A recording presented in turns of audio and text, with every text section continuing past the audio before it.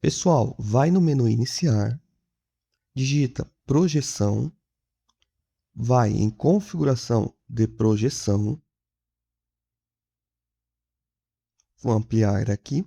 Aqui você vai em recursos opcionais, depois adicionar recursos, adicionar um recurso e digita vídeo com acento, ok?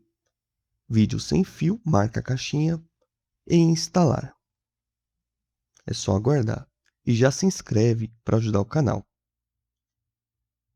E tá pronto, basicamente. Vamos aqui no menu iniciar, conectar, que é o aplicativo que a gente acabou de instalar. E agora eu vou lá no celular. No celular também é bem simples. Você habilita o Bluetooth e o Wi-Fi tem que estar na mesma rede. Vamos em configurações, configurar, conexões e compartilhamento. No seu pode estar com nome diferente, tá? Display sem fio e habilita. Pronto. Voltamos. Já curtiu o vídeo, gente? Curte aí para ajudar, ok?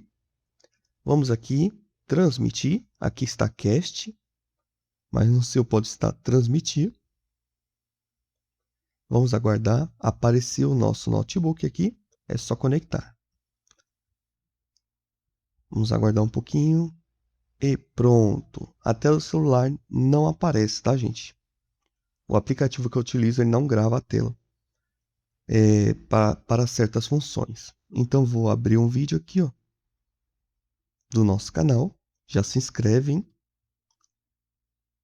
Olha só, tá rodando direitinho, bonitinho, tá sem som para não atrapalhar. E é basicamente isso, tá, gente? Então, espero que vocês tenham gostado. Forte abraço e até a próxima. E não se esqueça de acessar os outros vídeos do canal e compartilhar com amigos que estão com a mesma dúvida, ok? Então agora sim, finalizamos por aqui. Forte abraço e até a próxima.